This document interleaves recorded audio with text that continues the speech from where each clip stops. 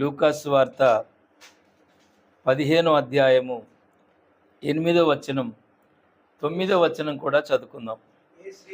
ఏ స్త్రీకైనను 10 వెండి నాణ్యములుండగా వాటిలో ఒక నాణ్యము పోగొట్టుకుంటే ఆమె దీపము వెలిగించి ఇల్లు ఊడ్చి అది దొరుకు వరకు జాగ్రత్తగా వెదకదా. అది దొరికినప్పుడు తన చెలికత్తెలను పొరుగువారిని పిలిచి నాతో కూడా సంతోషించుడి, నేను పోగొట్టుకొనిన నాణ్యము దొరికినదని వారితో చెప్పెను కదా. దేవునికి స్తోత్రం. ఇక్కడ కొన్ని విషయాలు మనం జాగ్రత్తగా ఆలోచన చేద్దాం. అక్కడ ఒక స్త్రీ ఉంది. ఆ స్త్రీ దగ్గర ఏమున్నాయి? 10 వెండి నాణ్యాలు ఉన్నాయి. జాగ్రత్త, నాకెళ్ళే చూడండి, మీకు అర్థమవుతుంది. ఒక స్త్రీ ఉంది అక్కడ, ఒక ఆడ మనిషి, అంతేనా? ఆ స్త్రీ దగ్గర ఏమున్నాయి? 10 వెండి నాణ్యాలు ఉన్నాయి. 10 వెండి నాణ్యాల్లో ఏం జరిగిందంటే వాటిలో ఒక నాణ్యము పోగొట్టుకుంది. వాటిలో ఒక నాణ్యం పోయింది. ఆమె దీపము వెలిగించింది. రెండవ పని ఏం చేసింది? మొదటిగా అక్కడ ఒక స్త్రీ ఉంది, ఆమె దగ్గర 10 వెండి నాణ్యాలు ఉన్నాయి, అందులో ఒకటి పోయింది. ఇప్పుడు ఆమె దగ్గర ఎన్ని ఉన్నాయి?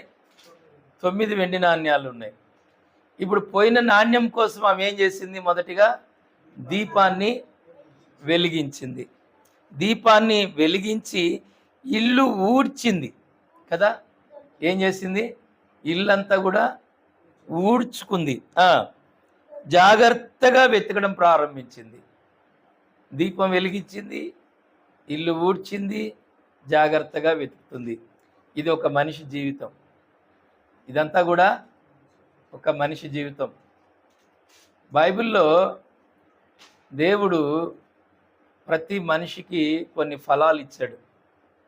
కొన్ని ఆత్మీయమైన ఫలాలు కొంతమందికి దేవుడు ఇచ్చాడు. అందరికీ ఇచ్చాడు, కానీ అవి కొందరిలోనే ఉంటాయి. అందరికీ కృపావరాలు ఇచ్చాడు. పరిశుద్ధాత్మ ఆత్మ అభిషేకంతో నింపబడిన ప్రతి ఒక్కరికి కూడా దేవుడు 9 కృపావరాలు సిద్ధపరిచాడు. కానీ కృపావరాలు సిద్ధపరిచాడు, కానీ అవి అందరిలో ఉండవు, కొందరిలోనే ఉంటాయి. జాగ్రత్తగా వినాలి. 10 ఆత్మీయ ఫలాలు ఉన్నాయి. ఎన్ని? 10 ఉన్నాయి. మరి కృపావరాలు ఎన్ని ఉన్నాయి? 9 ఉన్నాయి. కానీ కృపావరాలు ఆత్మీయ ఫలాలు కొందరిలో ఉంటాయి, అందరిలో ఉండవు. ఈ ఆత్మీయ ఫలాలు కృపావరాలు ఎవరిలో నిలబడతాయి అంటే పరిశుద్ధాత్మ అభిషేకం పొందుకున్న వారిలో ఉంటాయి. కొంతమంది పరిశుద్ధ ఆత్మ అభిషేకం పొందుకున్నా కూడా కొంతమంది వ్యతిరేకంగా కూడా ఉండేవాళ్ళు ఉన్నారు.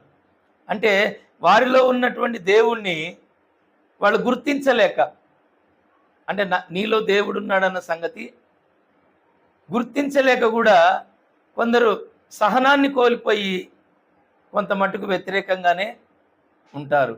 అంటే ఓర్పు లేక, సహనం లేక, లేదంటే కొంతమంది రెచ్చగొట్టే మాటలను బట్టి. ఏమండి? కొంతమంది రెచ్చగొట్టే మాటలు, ఇలాంటి వాటి వల్ల సహనాన్ని కోల్పోయి ఏదో ఒక సందర్భంలో నాణ్యాలు పోగొట్టుకుంటారు. ఏం పోగొట్టుకుంటారు? దేవుడిచ్చినటువంటి నాణ్యాలు పోగొట్టుకుంటారు. ఇప్పుడు ఈ సహోదరి కూడా ఆమె దగ్గర ఏం పోయిందంట? ఒక నాణ్యం పోయింది. సరే, ఒకటే కదా, పోతే పోయిందిలే అని ఆమె అనుకోలేదు. ఆమె ఏం చేసింది? దీపాన్ని వెలిగించింది. ఏం వెలిగించింది? దీపం.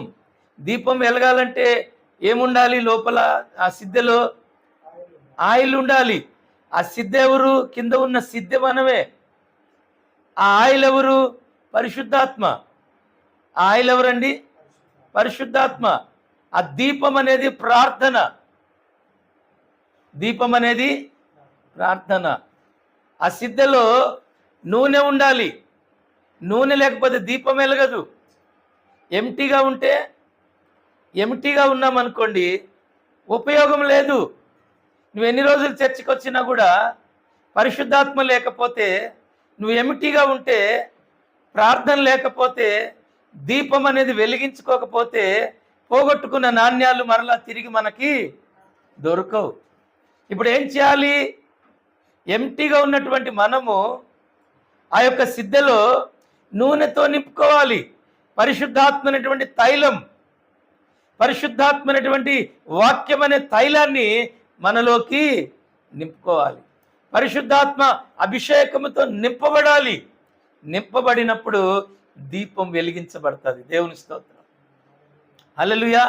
దీపం వెలిగించబడినప్పుడు ఆమెకు తెలుసు, నాలో దేవునికి సంబంధించినటువంటి కొన్ని ఫలాలను కోల్పోయాను, కొన్ని నాణ్యాలు నేను కోల్పోతున్నాను, నేను దేవునికి వ్యతిరేకంగా ఉన్నాను, దేవునికి అయిష్టంగా నేను బ్రతుకుతున్నాను, దేవుని ఎదుట నేను రేపు ఆయన రాకడలో నేను నిలబడతానో లేదో. దేవుని స్తోత్రం.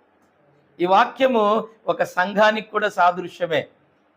ఈ వాక్యము సంఘానికి కూడా సాదృశ్యమే. ఆ స్త్రీ ఒక సంఘమే. సంఘములో కూడా ఆత్మీయమైన కొన్ని లక్షణాలు, క్రమాలు, పద్ధతులు ఇవన్నీ కూడా సంఘములో ఉండాలి. ఏది కోల్పోయినా కూడా మరలా మనం దీపాన్ని వెలిగించి జాగ్రత్తగా ఊడ్చుకొని ఎత్తుక్కోవాలంట. దేవుని స్తోత్రం. హల్లెలూయా. అక్కడ మనం గమనిస్తే ఆ స్త్రీ దీపాన్ని వెలిగించింది, ఇల్లంతా ఊడ్చింది. ఇల్లు దేంతో ఊడుస్తారండి? చీపిరి, వాక్యం. దేవునికి స్తోత్రం. హల్లెలూయా. చీపిరితో చేత్తో ఊడిస్తే శుభ్రంగా వస్తుందా? గుడ్డతో ఊడిస్తే వస్తుందా? ఏమండి, మనం పొరలాడితే శుభ్రం అవుతుందా? ఆమె దేంతో ఊడ్చింది? చీపిరి. చీపిరి దేనికి సాదృశ్యం? వాక్యం.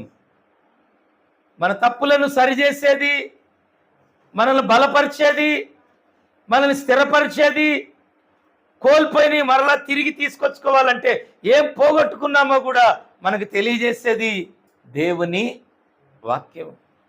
ఆమె దీపం వెలిగించి వాక్యాన్ని చదువుతా ఉంది. దేవుని స్తోత్రం. హల్లెలూయా. దీపం వెలిగించిందంటే దీపం అనగా ప్రార్థన. ప్రార్థన చేసుకున్న తర్వాత ఆమె ఏం చేస్తుంది? వాక్యాల్లో వెతుక్కుంటుంది.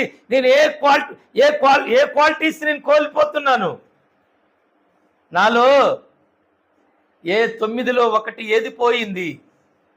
ప్రేమ పోయిందా? విశ్వాసము పోయిందా? నమ్మకం పోయిందా? ఆశా నిగ్రహము కోల్పోయానా? అంటే ఏ తలాంతు, అంటే ఏ వరం, లేకపోతే ఏ నాణ్యము నేను కోల్పోయాను దేవుడు నాకు ఇచ్చిన దానిలో అని చెప్పేసి ఆమె వాక్యములో వెతుకుతా ఉంది. దేవునికి మహిమ కలుగును గాక. అందుకనే బైబిల్ చెప్తుంది, యెహోవా యందు భయభక్తులు కలిగిన స్త్రీ కొనియాడబడును. దేవునికి మహిమ కలుగును గాక. దేవుని యందు భయభక్తులు కలిగిన స్త్రీ కొనియాడబడుతుంది. అందరూ ఆమెను కొనియాడుతూ ఉంటారు. దేవునికి మహిమ కలుగును గాక. హల్లెలూయా. జ్ఞానము కలిగిన స్త్రీ తన ఇల్లు కట్టుకొనును. దేవునికి మహిమ కలుగును గాక. ఆమె దీపమును వెలిగించి ఆమె చక్కగా ఆ వాక్యం అనే దానితో ఊడ్చుకొని ఆమె ఏం చేస్తుంది? వెతుకుతుంది. దేవునికి స్తోత్రం. అల్లు చెప్తారా? వెతుక్కుంటుంది. ఏది కోల్పోయాను ప్రభువా, నేను ఏది పోగొట్టుకున్నాను. ఈరోజు నిజంగా మనం కోల్పోయిన వాటిని మరలా మనం తిరిగి వెతకాలి. దేవుని స్తోత్రం.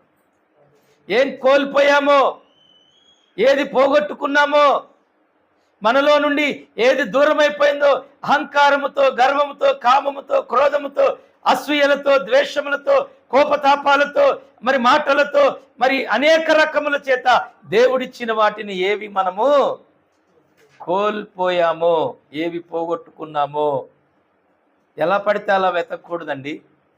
అక్కడ ఉంది రాసి జాగ్రత్తగా. ఏమండి? ఎలాగంట? జాగ్రత్తగా వెతకాలి. అది విలువైనటువంటి నాణ్యం. దేవుని స్తోత్రం. ఏమండి?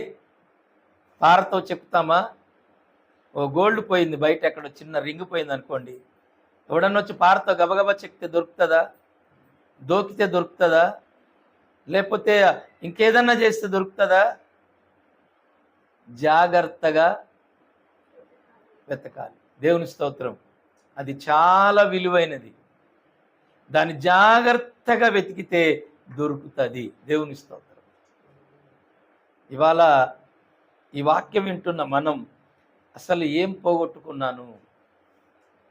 నాలో నుండి ఒక స్త్రీ అంటుంది, యేసుక్రీస్తు ప్రభువారు అంటారు, నాలో నుండి ప్రభావము వెళ్ళింది. Praise the lord. యేసు ప్రభు గుర్తించి అంటున్నాడు, నన్ను ఒక స్త్రీ నన్నెవరో తాకారు, నన్నెవరో ముట్టారు, నాలో నుండి ప్రభావము వెళ్ళిపోయింది.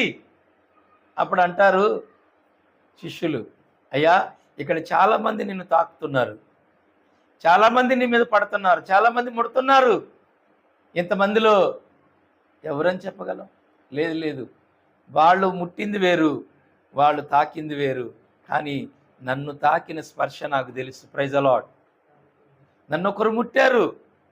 చాలాసార్లు మనం ఏ బాధతో, ఏ వ్యాధితో, ఏ సమస్యతో, ఏ నిందలు, ఏ అవమానాలు, ఏ కష్టాలతో, ఏ పరిస్థితుల్లో దేవుని పరిచర్య మనం చేస్తున్నాము, దేవుని సన్నిధికి మనము వస్తున్నాము, ఏ వేదనతో దేవుణ్ణి మనము, ఏ ఆలోచనతో దేవుణ్ణి మనం వెంబడిస్తున్నామో అది దేవునికి క్లారిటీగా తెలుసు.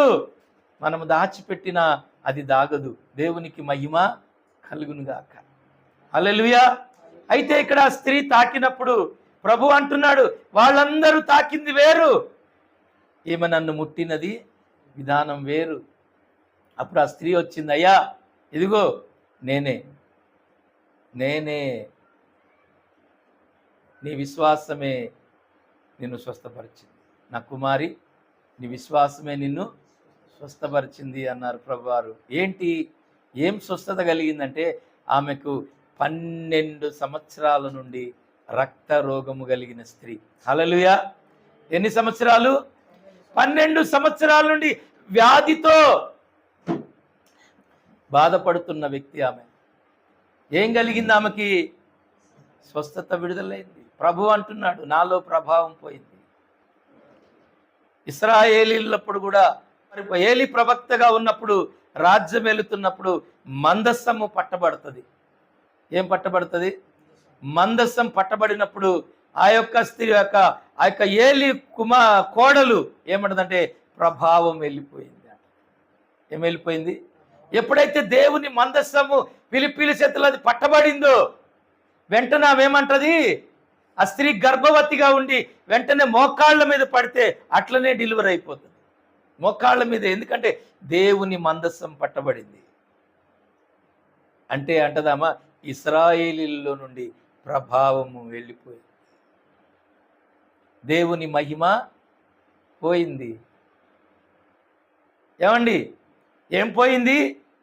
దేవుని ప్రభావం పోయింది, దేవుని మహిమ పోయింది. పోవడానికి కారణం దేవుని మాట వినకపోవడం, దేవుని యొక్క ఆజ్ఞ కట్టడలను అనుసరించి నడుచుకోలేదు. అందుకనే ఇశ్రాయేలులో ఉన్నటువంటి ప్రభావం వెళ్ళిపోయింది. ఇప్పుడు ఎంత విర్రవీగినా కూడా దేవుని కార్యాలు జరగవు. ఫస్ట్ పోగొట్టుకున్నదేంటో దాన్ని దీపమును వెలిగించి ఊర్చి జాగ్రత్తగా వెతకాలి. దేవునికి మహిమ కలుగునుగాక. హల్లెలూయా. శాంసోను జలీలా ఒడిలో పడుకున్నప్పుడు, ఆయన జుట్టంతా కట్ చేసినప్పుడు ఆయనలో ఉన్నటువంటి యెహోవా మహిమ, యెహోవా ఆత్మ బలం ఏమైపోయింది? వెళ్ళిపోయింది. వ్యతిరేకమైన స్థలంలో దేవునికి వ్యతిరేకంగా మరి ఆయన పడుకున్నప్పుడు, కూర్చున్నప్పుడు, వ్యవహారాలు జరిగిస్తున్నప్పుడు, ఆలోచన చేస్తున్నప్పుడు, క్రియలు జరిగిస్తున్నప్పుడు ఆయనలో ఉన్న దేవుని మహిమ ప్రభావము వెళ్ళిపోయింది. ఏమైపోయిందండి? వెళ్ళిపోయింది. ఫిలిప్పీలు వచ్చారు, ఇదిగో శాంసోను ఫిలిప్పీలు వచ్చారు అంటే ఆయన జూలు ఇలా ఊపి లేవాలనుకున్నాడు, కానీ జూలు లేదు. జూలు ఆల్రెడీ కత్తిరించేసింది. ఏమి లేదు, మొత్తము బలమంతా తగ్గిపోయింది. దేవుని ఆత్మ పోయింది, బలము లేదు. చిన్న చిన్న సమస్యలకి మనం పడిపోతున్నాం. దేవుని స్తోత్రం, హల్లెలూయా. చిన్న చిన్న బలహీనతలకు, చిన్న చిన్న సమస్యలకు మనం పడిపోతున్నాం. కారణం ఏంటి అంటే దేవుని ప్రభావం వెళ్ళిపోతుంది, దేవుని మహిమ వెళ్ళిపోతుంది. తట్టుకోలేకపోతున్నాం, ఓర్చుకోలేకపోతున్నాం, ఓపికతో దేవుణ్ణి వెంబడించలేకపోతున్నాం. దేవుని చిత్తం, దేవుని ప్రణాళిక కొరకు, దేవుని దర్శనము కొరకు కనిపెట్టుకొని ఉండలేకపోతున్నాం. కారణం దేవుని ఆ ప్రభావం, మహిమ పోతుంది. ప్రార్థన లేదు, వాక్యము చదివేది లేదు, వాక్యాన్ని ధ్యానించేది లేదు. ఏమండి, ఇవన్నీ కూడా మనము కోల్పోతున్నాం. ఎక్కడ ఏం కోల్పోతున్నాం, ఏం పోగొట్టుకుంటున్నాం? ఆ స్త్రీ వెతుకుతుంది, సంఘము వెతకాలి. ఈ కాలంలో సంఘాలు కూడా, మరి అనేక సంఘాలు ఏం కోల్పోతున్నాయో ఆ సంఘాలు జాగ్రత్తగా దేవుని రాకడలో ఎత్తబడాలంటే ఖచ్చితంగా సంఘాలు కూడా వెతుక్కోవాలి. సంఘం అంతా కూడి వెతకాలి. సంఘము ప్రార్థించగా ఏమైంది? సంఖ్యలు విడిపోయినాయి. సంఘపు ప్రార్థన చాలా బలమైనది. సంఘపు ప్రార్థన చాలా బలమైంది. ఇద్దరున్నారా, ముగ్గురున్నామా, ఒక్కరున్నామా, నలుగురు ఉన్నామా? కాదు. ఎక్కడ ఇద్దరు ముగ్గురు కూడి ఉంటారో వారి మధ్యలో నేను ఉంటాను అని దేవుడు వాగ్దానం చేశాడు. వేల మంది, వందల మంది లేకపోయినా, ఉన్నవారైనా కూడా సంఘమే. దేవునికి మహిమ కలుగునుగాక. సంఘము ప్రార్థన చేయాలి. సంఘము సమాజము కొరకు, సమాజ యొక్క క్షేమము కొరకు, రాబోయే ఉపద్రవాల కొరకు, కరువుల కొరకు, ఆటంకాల కొరకు, ప్రపంచంలో ఉన్న ప్రతి వ్యక్తి కొరకు, ప్రతి రాజకీయాల కొరకు, ప్రతి సమస్య కొరకు కూడా సంఘము ప్రార్థన చెయ్యాలి. దేవునికి మహిమ కలుగునుగాక. చేయాలి. సంఘము ప్రార్థన చేస్తే దేశము క్షేమంగా ఉంటుంది. అదిలో చెప్తారా?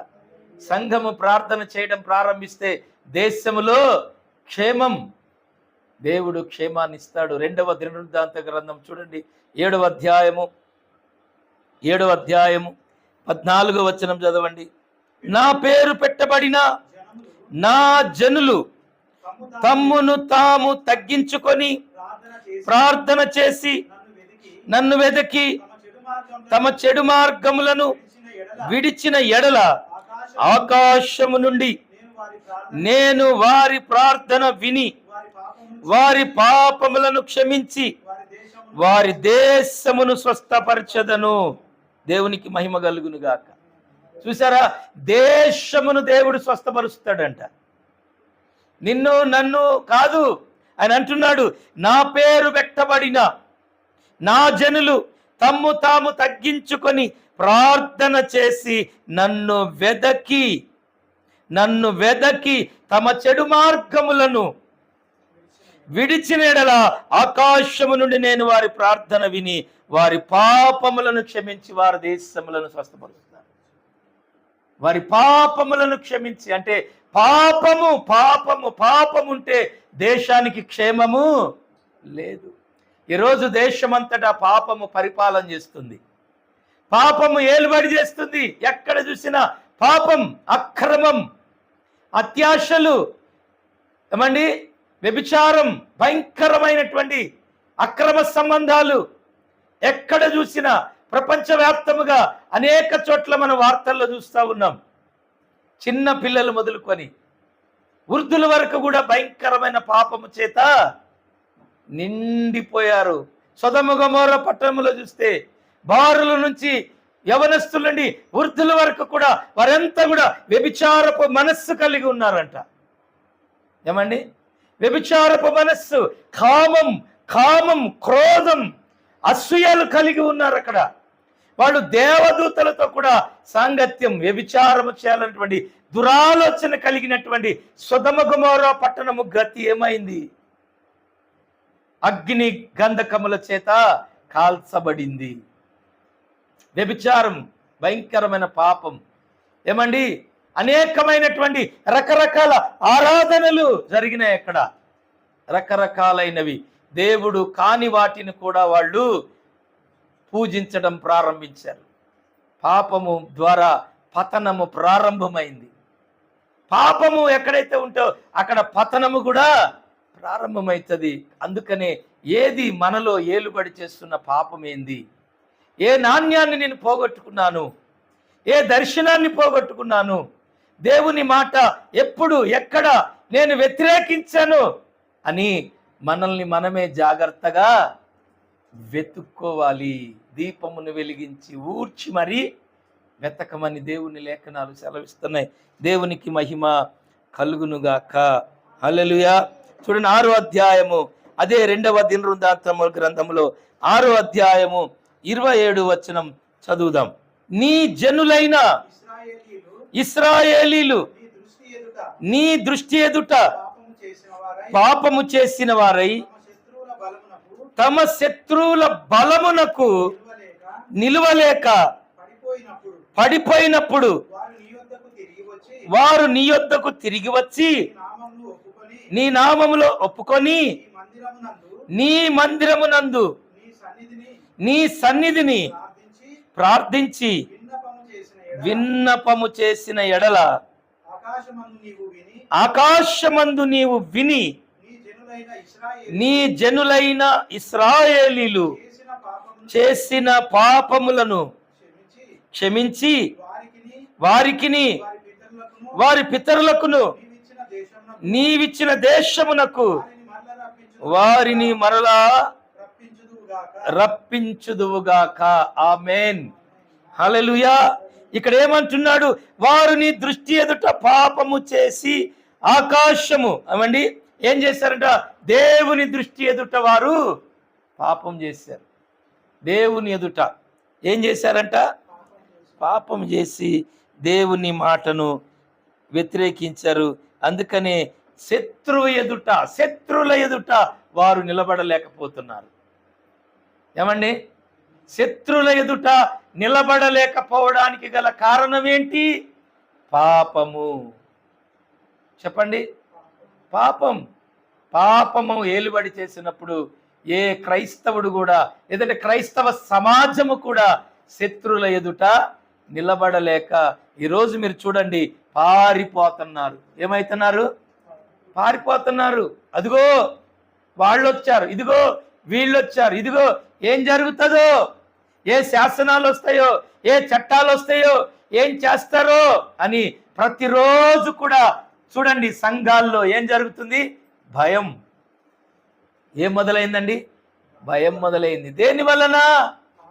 పాపము వలన. పాపము సంఘములో మనుషుల్లో ఏలుబడి చేయటం వలన ఆ పాపము శత్రువుల ఎదుట నిలబడకుండా చేస్తుంది. దేవుని వాగ్దాన్ని మరిచిపోయేటట్టు చేస్తుంది. దేవుని చిత్తానికి దూరంగా తీసుకొని వెళ్ళిపోతుంది పాపం.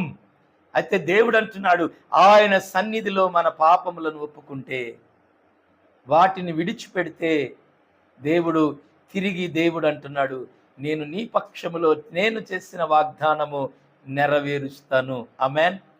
హల్లెలూయా. నీకు చేసిన వాగ్దానం, నీకు ఇచ్చిన దర్శనం నేను ఖచ్చితంగా నెరవేరుస్తాను. నువ్వేం చేయాలి? ఇప్పుడు దీపము వెలిగించి జాగ్రత్తగా ఊడ్చి ఎతకాలి. ఎతుకుతారా లేదా? వెతకాలి. ఇంటికి వెళ్ళిన తర్వాత మోకాళ్ళేసి, ప్రభువా నేనేం పోగొట్టుకున్నాను, నాలో ఏ ప్రభావము ఏ నాణ్యము నేను కోల్పోయాను, దేనికి నాకు ఈ శోధన, దేనికి నాకు ఈ రోగం, దేనికి అప్పుల సమస్యలు, దేనికి నాకు ఈ కష్టాలు, దేనికి ఈ నిందలు, ఈ అవమానాలు, ఇవన్నీ ఎందుకు? ఈ కరువులు, ఈ సమస్యలు నాకెందుకు ప్రభువా? దీనికి కారణం ఏమిటి? నేను ఎందుకు ఇంత శోధించబడుతున్నాను, ఇంత వేదన పడుతున్నాను? ఎవరు కారణం? ఏంది కారణం? దేనికి ప్రభువా అని కొద్ది నిమిషాలు మనం ప్రార్థన చేయాలి. చేస్తే ఖచ్చితంగా దేవుడు మనకి ఏది పోగొట్టుకున్నామో, ఏది కోల్పోయామో అది ఖచ్చితంగా దేవుడు మనకి చూపిస్తాడు. ఇక్కడ ఆ వాక్యములో ఇంకేమి ఉందంటే 9వ వచనం, అది దొరికినప్పుడు తన చలికత్తెలను పొరుగు వారిని పిలిచి నాతో కూడా సంతోషించుడి, నేను పోగొట్టుకొనిన నాణ్యము దొరికినదని వారితో చెప్పాను కదా. పోగొట్టుకున్నది, నువ్వు కోల్పోయిన దర్శనం, కోల్పోయిన వాగ్దానం, దేవుడిచ్చినటువంటిది ఏదైతే మనం కోల్పోయామో అది తిరిగి మరలా మనకు దొరకాలంటే దేవుని ఎదుట మనం మన పాపములను ఒప్పుకొని విడిచిపెట్టాలి. ఇంకొకటి, కోల్పోయిన దాన్ని మరలా తిరిగి మనము సంపాదించుకోవాలి. దేవునికి మహిమ కలుగును గాక. కోల్పోయిన దాన్ని సంపాదించుకున్నప్పుడు దేవుడు చేసిన వాగ్దానం మన పట్ల నెరవేరుతుంది. మన పాపములను క్షమించి మన ప్రార్థన ఆలకించి దేవుడు అంటున్నాడు, దేశానికి ఒక క్రైస్తవుని ప్రార్థన ద్వారా క్షేమం కలుగుతుందంట. ఓ క్రైస్తవుని ప్రార్థన ద్వారా దేశానికి స్వస్థత కలుగుతుందంట. దేశంలో చట్టాలని, రాజ్యాంగాలను కూడా మార్చగలిగినటువంటి సామర్థ్యత మన దేవునికి ఒక్కడికే ఉంది. ప్రైజ్ ది లార్డ్, హల్లెలూయా. ఆయన ఏమైనా చేయగలడు. దానియేలు విషయంలో దేవుడు శాసనాలను దేవుడు మార్చాడు. దేవునికి మహిమ కలుగును. చట్టాలను మార్చగలడు ఆయన. చూడండి, శత్రువులు ఎలాంటి చట్టాలు తీసుకొచ్చినా, ఎలాంటి తీర్పులు తీసుకొచ్చినా దాన్ని మొత్తము కూడా మార్చగలిగినటువంటి దేవుడు యేసుక్రీస్తు ప్రభువారు. అది ఎప్పుడు జరుగుతుందంటే నీవు ప్రార్థన చేసినప్పుడు, పాపాలు ఒప్పుకొని విడిచిపెట్టి, ప్రతి క్రైస్తవుడు కూడా వారి పాపాలను ఒప్పుకొని విడిచిపెట్టినప్పుడు దేవుడు దేన్నైనా మార్చగలడు. ఆమేన్, హల్లెలూయా. దేవుని చట్టం వస్తుంది బయటికి, దేవుని శాసనాలు, దేవుని కట్టడలు, ఇవన్నీ కూడా దేవుడు బయటికి తీసుకొని వచ్చి తన ప్రజలకు దేవుడు క్షేమాన్ని కలుగు చేస్తాడు. ఆమేన్. తన ప్రజలకు దేవుడు శాంతి సమాధానాన్ని దేవుడు అనుగ్రహిస్తాడు. శత్రువులను జయించే శక్తి, బలం దేవుడు అనుగ్రహిస్తాడు. ఆయనే నిలబడి ఇశ్రాయేలులకు పగలు మేఘస్తంభమై రాత్రి అగ్నిస్తంభమై వారికి తోడై నిలచి వారిని శత్రువుల బారి నుంచి కాపాడిన దేవుడు ఈరోజు ఆయన సజీవుడుగానే ఉన్నాడు. ఆమేన్, హల్లెలూయా. దేవునికి మహిమ కలుగును గాక. ప్రైజ్ ది లార్డ్, హల్లెలూయా. ఈ రోజు కూడా ఆ దేవుడు సజీవంగానే ఉన్నాడు. ఆయన నమ్మదగినవాడు. దేవునికి మహిమ కలుగునుగాక. చివరిగా ఒకే ఒక్క మాట, యోబు గ్రంథము 4వ అధ్యాయము 10వ వచనాన్ని చదువుకుందాం. సింహ గర్జనయు క్రూర సింహము శబ్దమును నిలిచిపోవును, కొదమ సింహముల కోరలను విరిగిపోవును. దేవునికి మహిమ కలుగును గాక. ఈరోజు దేవుడి వాగ్దానం, సింహ గర్జనయు క్రూర సింహములను శబ్దమును నిలిచిపోవును, కొదమ సింహముల కోరలు విరిగిపోతాయి. ఎలాంటి శాసనాలైనా విరగొట్టగలడు ఆయన. ఏ మృగమైనను, ఎలాంటి మృగం, దాని గర్జనలు ఈరోజు వణికిపోతున్నారు ప్రపంచంలో. ఆంధ్రప్రదేశ్ మొత్తం కూడా వణికిపోతుంది క్రైస్తవత్వం. దేవుని స్తోత్రం, హల్లెలూయా. ఎందుకంటే గర్జనలు, క్రూరత్వాలు చూసి అవన్నిటిని చూసుకొని భయపడిపోతుంది. కానీ దేవుడు అంటున్నాడు, అవన్నీ విరిగి కొట్టబడతాయి. దేవుని స్తోత్రం, అవన్నీ విరగొట్టబడుతున్నాయి. హల్లెలూయా. ఏమైంది? వాటన్నిటిని కూడా దేవుడు విరగొట్టబోతా ఉన్నాడు. క్రైస్తవుడు మోకరించి ప్రార్థన చేయి. క్రైస్తవుడా, నీ పాపములు ఒప్పుకొని నువ్వు మోకరించి సంఘముతో కూడి ఏకీభవించి, పట్టణంలో ఉన్న ప్రజలు, గ్రామాల్లో ఉన్న ప్రజలు, రాష్ట్రాల్లో ఉన్న ప్రజలు, ఎక్కడ ఉన్నా కూడా ప్రజలు మోకరించి ఉపవాసం ఉండి దేవుని వైపు చేతులెత్తి ప్రార్థన చేసినట్లా, ఇదిగో రాజ్యాన్ని దేవుడు మీకు అప్పగించబోతున్నాడు. ప్రైజ్ ది లార్డ్, హల్లెలూయా. శాసనాలను మార్చబోతున్నాడు, చట్టాలను మార్చబోతున్నాడు. దేనినైనా మార్చగలిగిన దేవుడు ఆయన. క్రూర మృగమైనను సరే, అది ఎలాంటి మృగమైనా సరే, ఎలాంటిదైనా సరే, దాని కోరలు, దాని కొమ్ములు ఆయన విరగొట్టబోతా ఉన్నాడు. దేవునికి మహిమ కలుగును గాక. హల్లెలూయా. దేవుడు సమర్థత కలిగిన వాడు. చట్టాలు ఆయనవే, శాసనాలు ఆయనవే, అధికారాలు ఆయనవే. ఆయన మాట కాదు అని చెయ్యగలిగిన వారు ఎవ్వరు లేరు. నీలో, నాలో, మనలో పాపముండబట్టే శత్రువు ఎదుట మనము నిలబడలేక పారిపోవచ్చున్నాము. ఇది గ్రహించిన ప్రతి క్రైస్తవుడు, ప్రతి కుటుంబం ఈ రోజు నుండే ప్రార్థన చేయటం, ఏకాత్మ ఏక మనస్సుతో సంఘాల్లో ఉపవాసాలుండి ప్రార్థన ధూపం వేయటం ప్రారంభిస్తే వ్యతిరేకమైన చట్టాలు గడగడలాడబోతున్నాయి. దేవునికి స్తోత్రం, హల్లెలూయా. దేవుడే నీ పక్షములో నిలబడగా నీకు విరోధి ఎవడు? దేవునికి స్తోత్రం. దేవుడు యుద్ధము చేయట ప్రారంభించగా నిన్ను జయించిన వారు ఎవరు కూడా లేరు, ఎవరు జయించలేరు. దేవుడు యుద్ధము చేస్తున్నప్పుడు ఎవరైనా యుద్ధము చేయగలరా దేవునితో? ఆయన అంటున్నాడు, భూమి ఆకాశములకు నేను సృష్టికర్తను, నాకు అసాధ్యమైనది ఏమైనా ఉన్నదా? ఏది లేదు. మనుషులు చేయజాలన్నది దేవుడు సమస్తమును చేయగలడు. దేవుడి వాక్యము దీవించునుగాక. ఆమేన్. దేవునికి మహిమ కలుగునుగాక. హల్లెలూయా. ప్రార్థన చేద్దాం అందరము మోకరించి.